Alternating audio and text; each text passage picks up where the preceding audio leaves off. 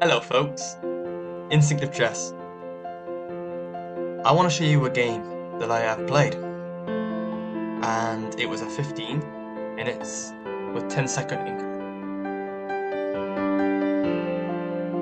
Why do I want to show you this game? Well, the obvious reason is because I won. I want to show you what my thought process and how I ended with this victory today. Let's begin. We started out in the Vienna with knight c6, c3. With the Vienna, there's multiple ways that black can go in this position. You can go with knight c6, knight f3, knight f6, and even bishop e5, bishop e5 is. So yeah, my opponent played knight c6, just doing the copycat with me.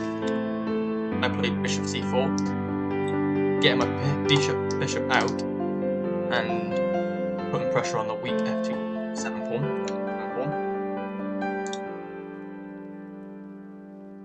Knight f6, d3, bishop c5. Now I played this. Now this is the first thing that comes out of my own repertoire. The very first move that comes out of the book moves. So, what was my purpose of this move? To stop any like knight jumps or bishop moves here to pin my knight. That's all. And also, I cut the hole for my bishop. They did the same, stopping my bishop from getting there. I offered to trade a bishops in, knowing that this bishop's actually fairly strong. It's very strong on that position. They took. I take it back. Knight f3, bishop g4, and they made a bad move here, and you just win a pawn. You just blundered the knight, which obviously I took. But idiotic. But anyway, now I got 2 pieces. That defended with the pawn. I made sure my knight moves first. I didn't go here right away because they can just kick me with the pawn. Now I want to go here. Queen over.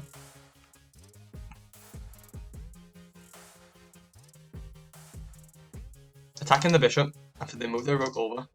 I don't want this line of fire with my queen. Bishop, queen, and now defending each other. So I give this king bishop a boot. Say, where you gotta go? Because this actually trapped bishop. It kind of just the purpose. This bishop being here. So he moved back to c6, e6. So I had a decision to make. Which pieces should I take it with? Or do I don't take it with any piece? I took with the bishop. Normally I wouldn't do this, the bishop trade, but it felt like a good move. I played knight to g6, taking advantage of this weak position for my guy, for this piece. They played this. Now they got the diamond formation.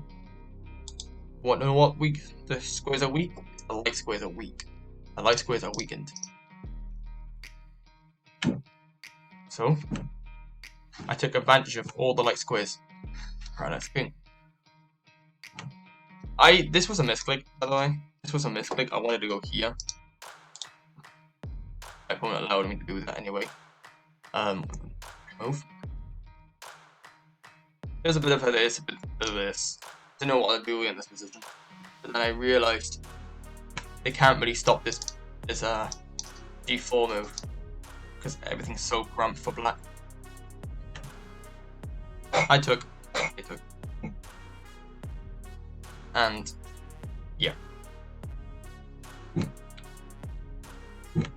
I played G5.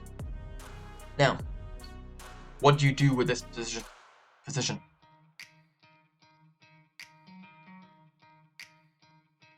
What would you do in this position?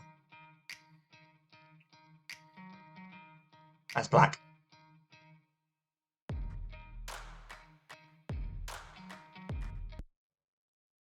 Do you know what I would do?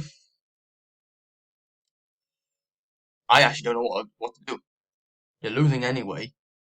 But I believe to prolong the game is I should just take this. But then I could just take this with it. Take this. The only reason why I can take this is because if they take back the rook, I can play this. And it's devastating for black. It is devastating.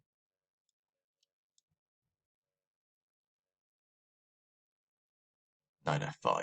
Knight f5. Blocking this up. Yeah, you're dealing some nasty tactics. Knight takes g6. Takes c6. Queen takes. And now we're up with. You'll be up in knight. My opponent probably didn't want that. Didn't go for that. He opted for knight back. I found a fork. I found a move, which is really good. It's a family fork. Guaranteeing getting a rook. In this position, I went a bit with.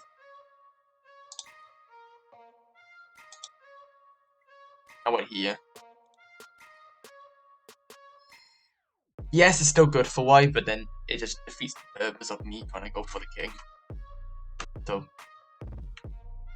they move back the king. I play this. And then we play this move.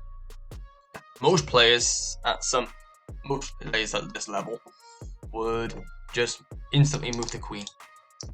But where do you move it to? Where would you move it to?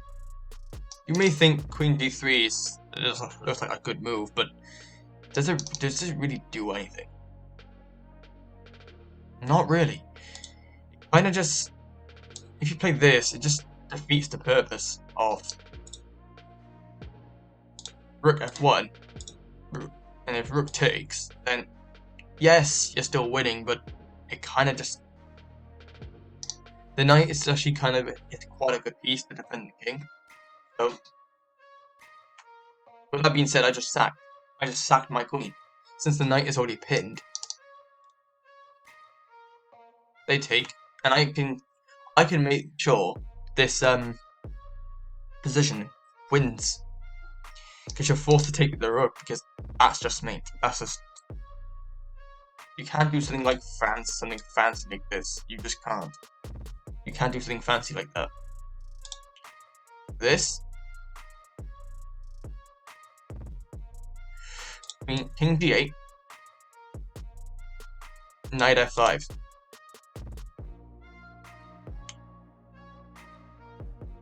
Queen f5 takes queen f5. This. And yeah, you're just completely losing.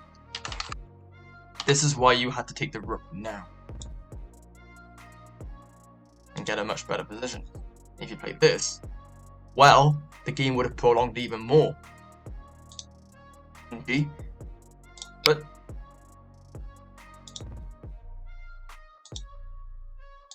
I would take the knight, force the king to take, and then yeah. Rook takes f6. And yeah. Knight and rook will always defeat a king. Okay. But the move he played was in this position. Was queen e8. And then yeah, I delivered the final blow. What to take from this game? Don't blunder a piece in the middle game. Right in the opening. Don't blunder. Don't hang a piece earliest move turn. Don't. Then how you can actually avoid this? Let's just say, let's flip the board. And you say you're black in this position. And you want to move your knight.